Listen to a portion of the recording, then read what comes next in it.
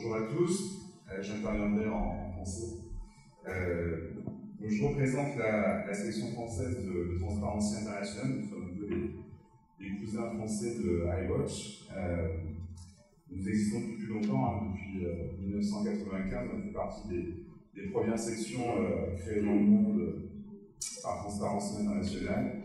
Juste pour vous dire un mot très rapide sur ce que nous faisons, nous travaillons sur la restitution des avoirs détournés. Je vais en parler évidemment tout de suite après. Nous sommes aussi beaucoup une association de plaidoyer. À titre d'exemple, nous avons beaucoup travaillé l'année passée sur toutes les lois qui ont suivi un scandale colossal en France, l'affaire Cahuzac, et qui a ouvert une fenêtre d'opportunité pour considérablement renforcer le dispositif français de lutte contre la corruption. Et nous avons d'ailleurs dressé un bilan qui est globalement positif, les lois qui ont été adoptées en 2013. On a pu progresser sur de nombreux sujets, et notamment sur des sujets qui ont un lien assez direct avec la lutte contre le blanchiment d'argent, notamment l'argent issu de détournement de fonds publics à l'étranger. Je vais y revenir. Donc je suis là pour vous parler de notre engagement dans le dossier dit des biens mal acquis, qui est devenu une expression consacrée. Alors contrairement à monsieur, moi je n'ai pas l'expertise et l'expérience technique de la restitution des avoirs détournés. L'expérience que je vais partager avec vous, c'est celle du rôle que peuvent jouer les ONG et la société civile des pays tiers pour engager, faciliter les processus de restitution, et notamment lorsque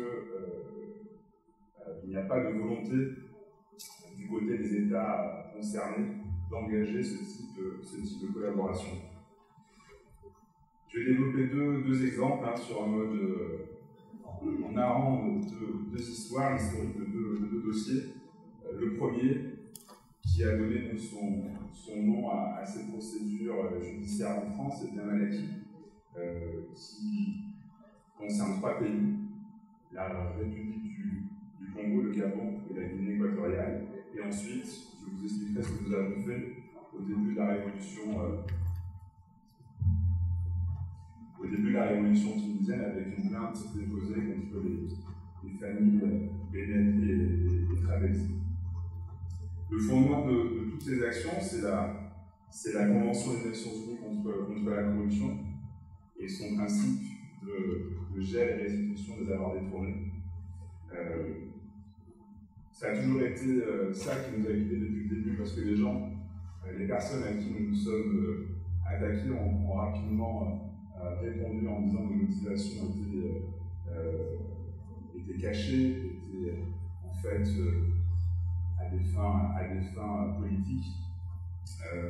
Mais la réalité, c'est que dès le début, notre approche a toujours été légaliste, et notre volonté a toujours été que la France, qui a d'ailleurs été le premier des pays du G8 à ratifier la Convention de l'ONU, respecte ses engagements internationaux et applique véritablement les dispositions de la Convention de l'ONU relatives à la restitution des avoirs détournés. Il n'y a pas uniquement la disposition qui prévoit cette restitution qui est importante dans ce dossier. Il y a deux autres dispositions de la Convention de l'ONU sur lesquelles je reviendrai tout à l'heure. La première, c'est la participation de la société civile à la lutte contre la corruption, qui est une dimension essentielle sur laquelle nous nous sommes appuyés dans notre combat judiciaire que je vais développer. Et puis, l'idée aussi que les victimes de la corruption puissent obtenir réparation des préjudices qu'elles subissent. Voilà, les plaintes que nous avons déposées visent non seulement les présidents, anciens présidents, qui sont soupçonnés d'avoir détourné des détournements des fonds publics dans des proportions considérables, mais également leur entourage. Il était très important de préciser parce qu'un des obstacles que nous rencontrons, et en particulier lorsque ces présidents sont toujours au pouvoir, c'est tout le droit relatif à l'immunité garantie par les fonctions officielles. Donc il est important aussi, il est justifié de le faire sur un terrain éthique, mais sur un plan plus technique et stratégique, il est aussi important que ces femmes visent les entourages des chefs d'État qui sont suspectés.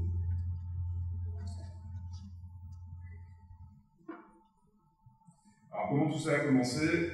Tout a commencé en France avec un rapport qui a été réalisé par notre ONG qui s'appelle le CCFD Terre Solidaire, qui a donné son nom à toute cette affaire, l'affaire des biens mal acquis, qui a détourné une expression française en disant que contrairement à l'expression d'origine, les biens mal acquis profitent trop souvent. C'est un rapport d'une qualité remarquable qui en fait a, pour une vingtaine de pays, mis en perspective deux types d'éléments. Premier élément, les soupçons ou preuves existantes s'agissant de détournement de fonds publics. Et ces éléments ont été mis en perspective avec les patrimoines identifiés par les chefs d'État de ces pays à travers le monde. Sur la base de ce rapport qui est extrêmement bien documenté, qui a été documenté à partir de décisions de justice, d'enquêtes d'ONG, mais aussi, et ça montre le sentiment d'impunité qui existait en France chez beaucoup de chefs d'État étrangers.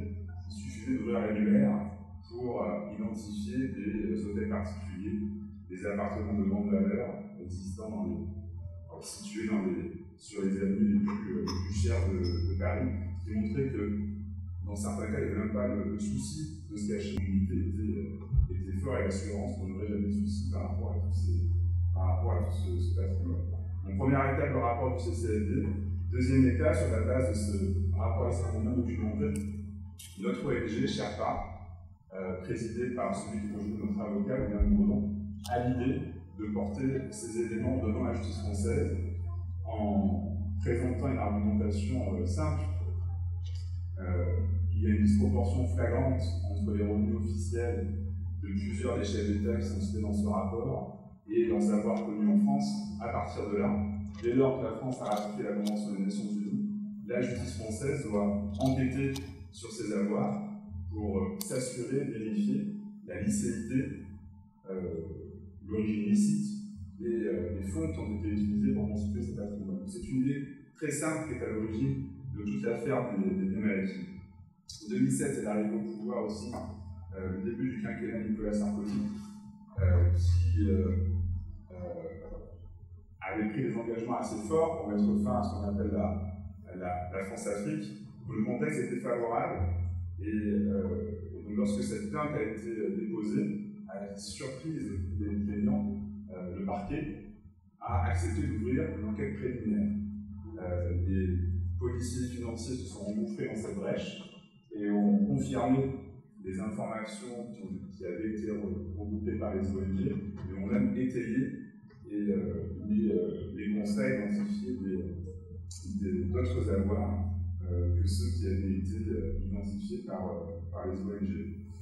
Très vite, ça a réagi du côté des États concernés, Gabon, Guinée équatoriale du Congo, parce que les médias se sont intéressés à l'affaire. Première page du Monde, dossier, et premier écho médiatique de grande ampleur sur cette affaire, où là, les citoyens français, même au-delà, prennent conscience que la France sert de terre d'accueil au blanchiment de fonds probablement détournés à l'étranger dans des pays où les niveaux de développement sont extrêmement bas. Et en l'occurrence, sur ces trois pays, où il existe des richesses naturelles particulièrement nombreuses, en l'occurrence le pétrole. On a plus de conscience, mais déjà à ce moment-là, un impact médiatique est assez fort qui fait réagir les chefs d'État. Et donc, tout ça n'est que supposition, on nous passe assez rapidement.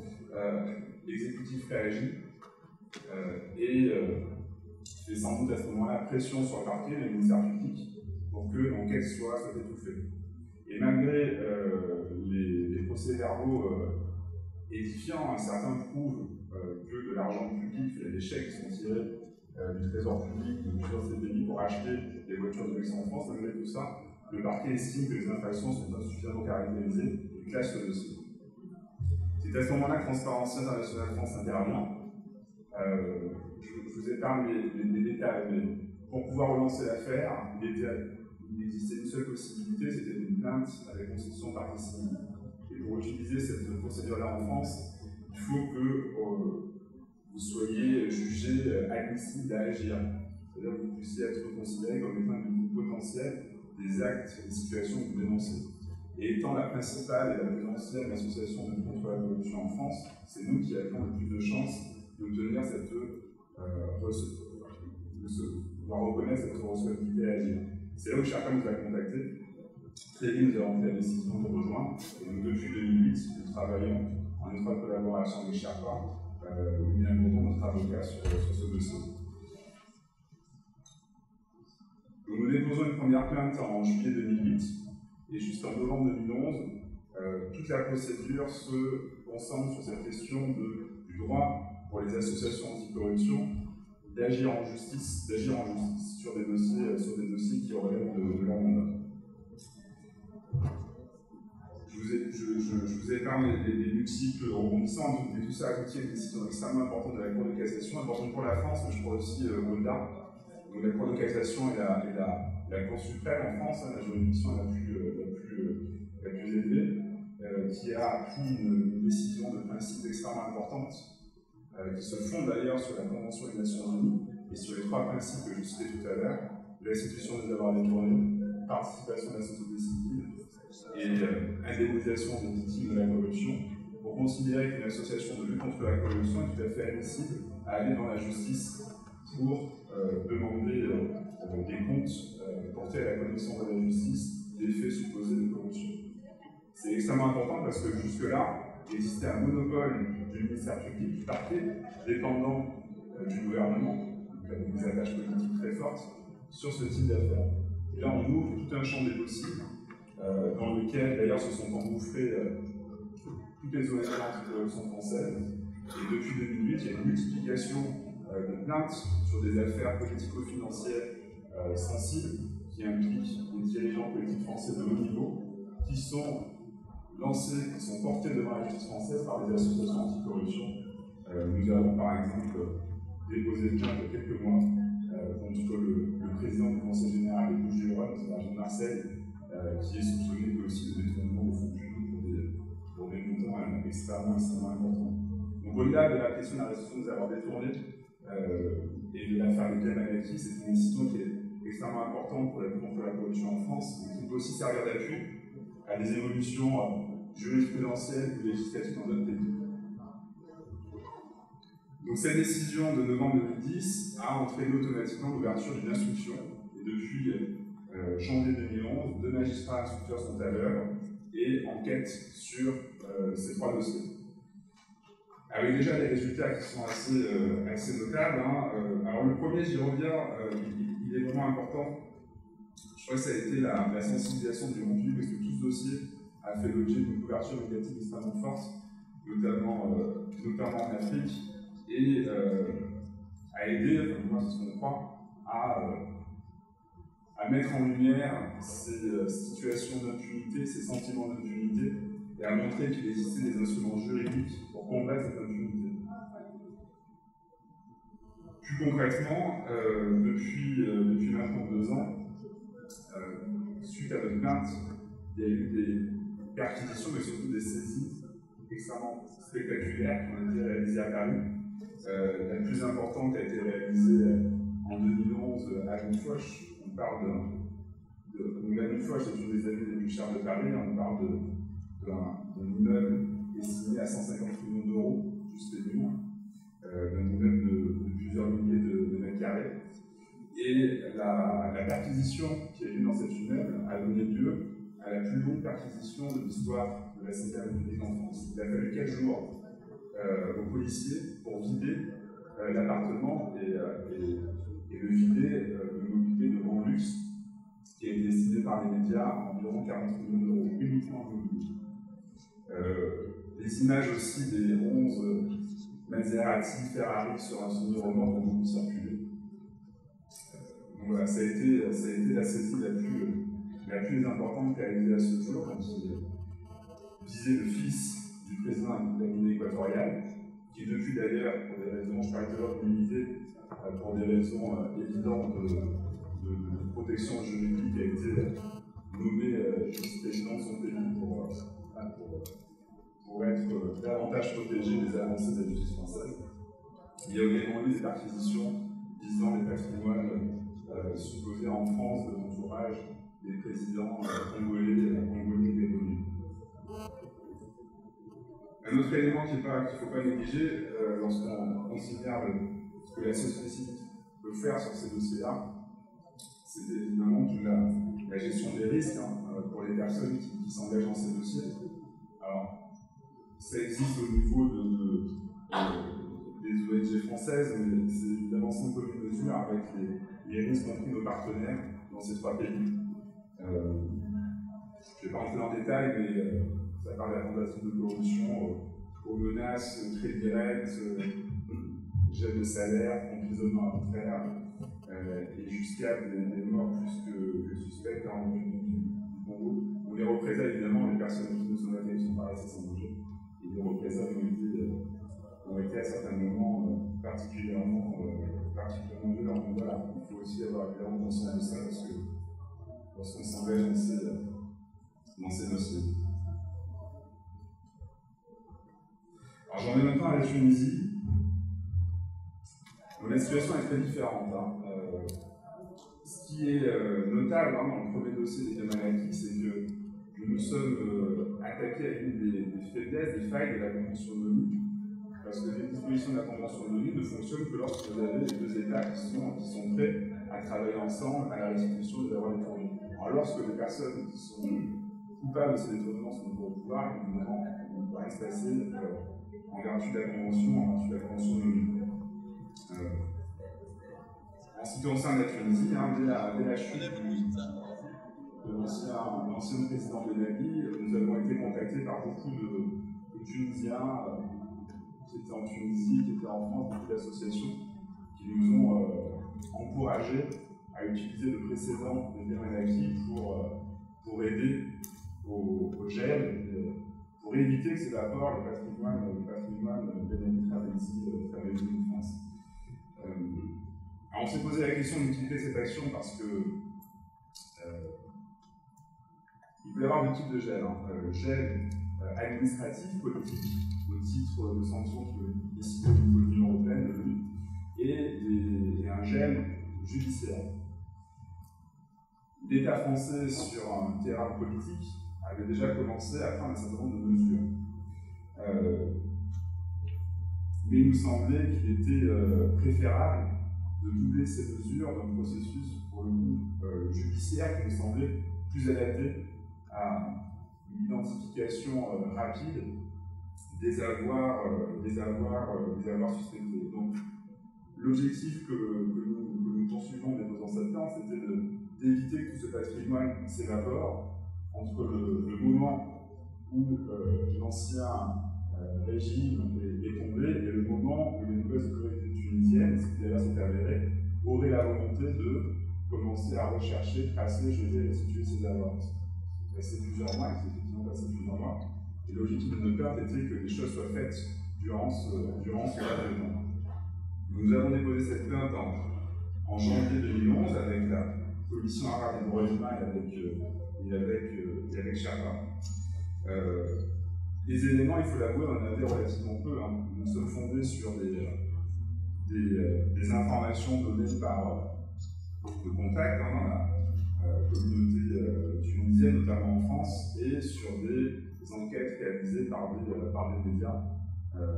médias qu'on estime sérieux. Il y avait aussi dans le cas de Wikileaks, des télégrammes de l'ambassade américaine portant sur les allégations de corruption, sur le régime de l'État, etc. Donc on s'est fondé là-dessus pour déposer plainte et engager la justice française dans une des premières investigations.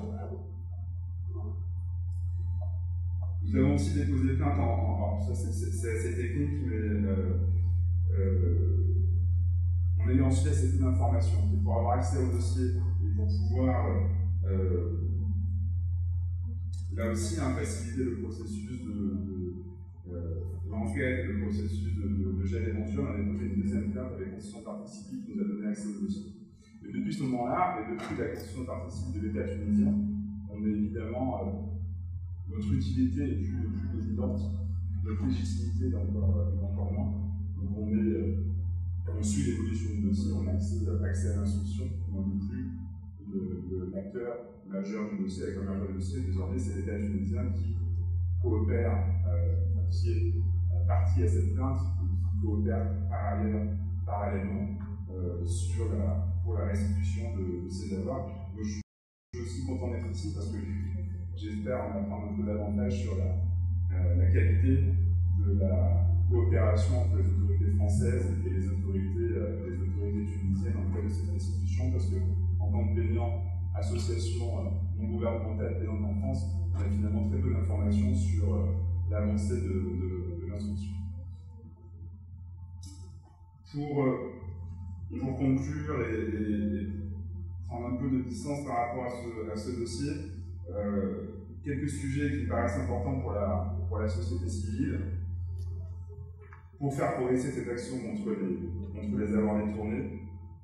Alors, ça a été mentionné aussi par monsieur tout à l'heure, qui disait que le nombre de sociétés d'écran, fondations qui avaient été utilisées par les anciens dictateurs philippins pour cacher leurs avoirs détournés, il y a un lien qui est évident et qui est extrêmement important avec la lutte contre les flux financiers illicites.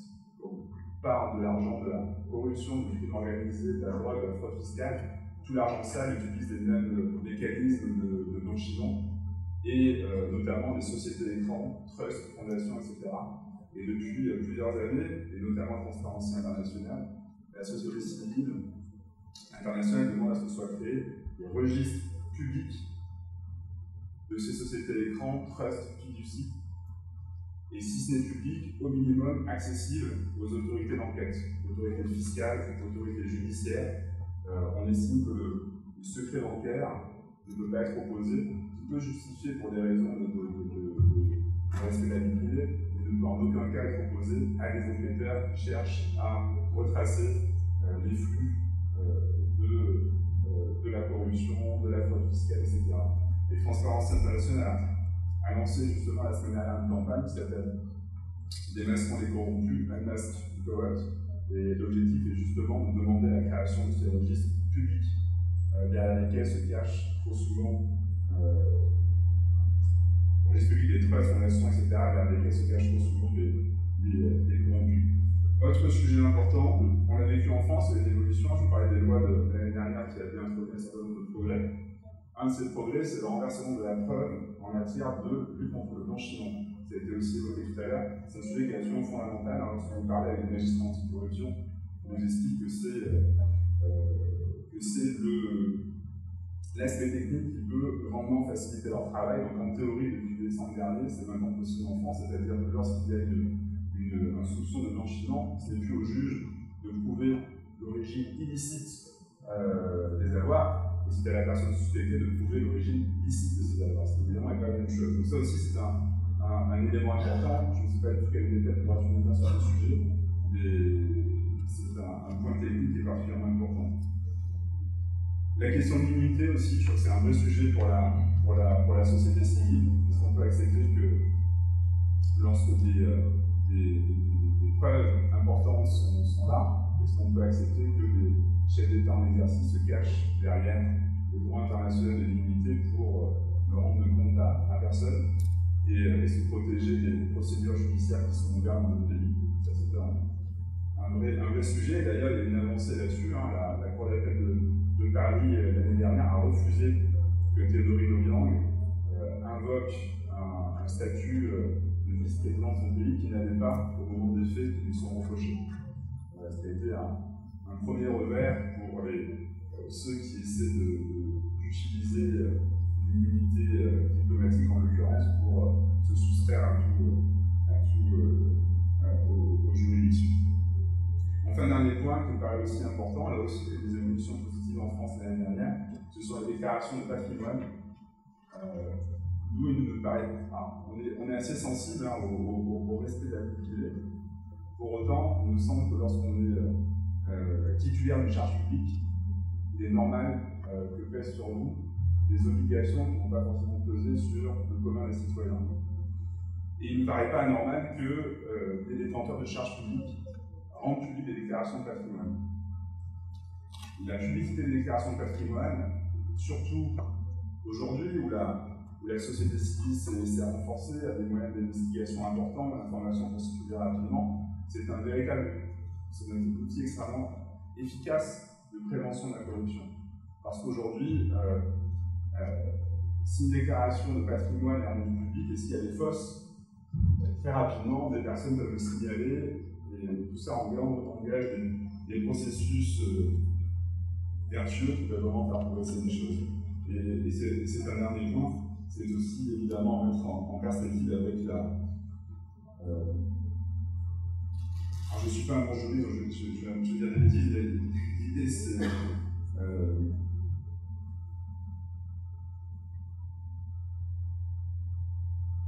Oui, c'est ça, c'est de créer une présomption de délit dès lors qu'il existe une disproportion flagrante entre un patrimoine identifié et les revenus officiels. Je crois que certains pays l'ont déjà fait, ça n'existe pas en France. Les autorités de poursuite devraient pouvoir s'appuyer sur une règle juridique qui devrait leur permettre de demander des comptes à des officiels dont les patrimoines identifiés est manifestement en grande disproportion avec les revenus officiels. Voilà, c'est pour terminer sur un certain nombre de points techniques, mais qui sont importants. Si vous réfléchissez